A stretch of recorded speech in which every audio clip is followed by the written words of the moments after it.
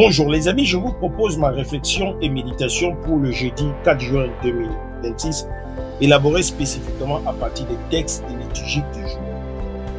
Jeudi 4 juin 2026, 9e semaine du temps ordinaire, année à première lecture. Je souffre même jusqu'à porter les chaînes, mais la parole de Dieu n'est pas enchaînée. 2 Timothée 2, 8 à 15. Psaume 24, 25, 4, 5, 8, 9, 10, 14. Montre-moi tes voies, Seigneur. L'évangile du jour. Tu aimeras le Seigneur ton Dieu et ton prochain comme toi-même. Marc 12, 28 à 34. J'ai intitulé mon partage « La parole libre au milieu des chaînes et l'amour qui résume tout ». Nous poursuivons la 9e semaine du temps ordinaire. Ce jeudi, la liturgie nous met face à deux réalités apparemment opposées mais profondément liées. Paul, emprisonné à Rome, écrit à Timothée « Souviens-toi de Jésus-Christ ressuscité d'entre les morts, issu de la descendance de David, conformément à mon évangile, pour lequel je souffre jusqu'à porter les chaînes comme un malfaiteur. Mais la parole de Dieu n'est pas enchaînée. » L'évangile de Marc nous montre un scribe qui demande à Jésus quel est le premier de tous les commandements. Jésus répond par le schéma d'Israël. Écoute, Israël, le Seigneur, notre Dieu est l'unique Seigneur. Tu aimeras le Seigneur, ton Dieu, de tout ton cœur, de toute ton âme, de tout ton esprit et de toute ta force.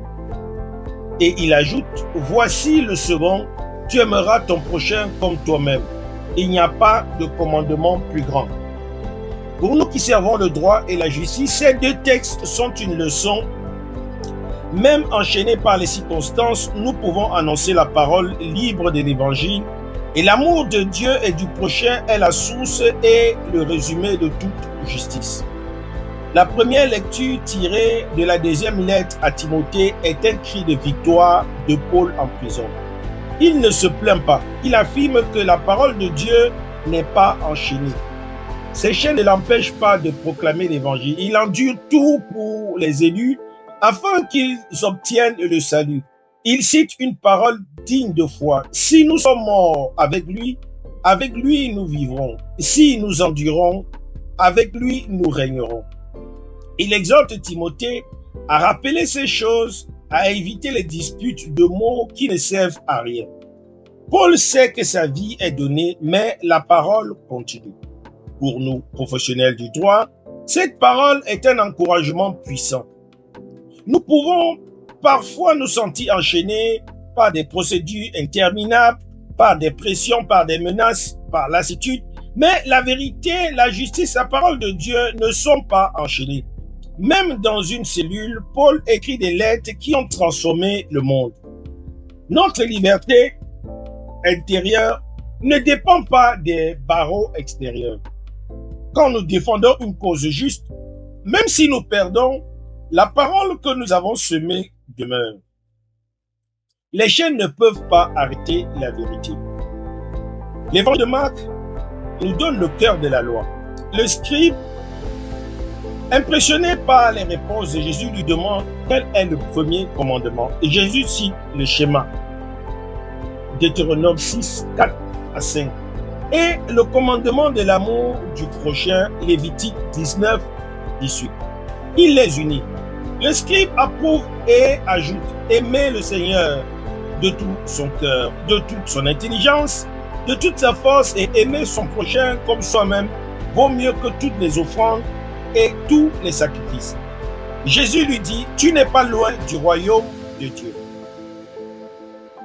Cette parole résume toute la vie chrétienne.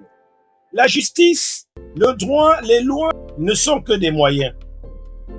La fin, c'est l'amour de Dieu et du prochain. Un jugement qui ne serait pas inspiré par l'amour serait une procédure vile. Un code qui ne servirait pas à aimer serait une machine inhumaine. Pour nous, professionnels du droit, ce commandement est le critère ultime de notre action. Est-ce que notre travail nous aide à aimer Dieu? Est-ce qu'il sert l'amour du prochain, en particulier le plus faible, le plus pauvre, le plus seul? De toute notre science juridique doit être ordonnée par cet amour. Le scribe dit que l'amour vaut mieux que tous les sacrifices. Paul, prisonnier, offre sa vie comme un sacrifice. Mais c'est l'amour qui le fait tenir. Dans nos métiers, les sacrifices sont nombreux. Renoncer à des gains faciles, accepter des dossiers difficiles, donner du temps gratuitement. Mais si ces sacrifices ne sont pas faits par amour, ils sont vains. L'amour de Dieu et du prochain donne sens à toutes nos peines.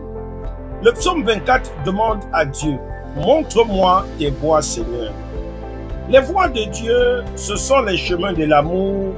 C'est la seule route qui mène au royaume. Puissions-nous, en ce jeudi, ne pas nous laisser enchaîner par les difficultés. Puissions-nous proclamer la parole libre de Dieu au cœur de nos prisons professionnelles. Puissions-nous garder le commandement de l'amour comme notre boussole. Et puissions-nous, comme le scribe, être reconnus par Jésus, pas loin du royaume. C'est mon souhait, ma prière pour vous tous et pour moi-même. Merci d'avoir écouté. Bonne journée à tous et à toutes. Je suis la terre du Christ. Soyez des terres fécondes du Christ dans vos différents milieux de vie professionnels, les hommes de loi et assimilés en particulier. Que Dieu nous bénisse.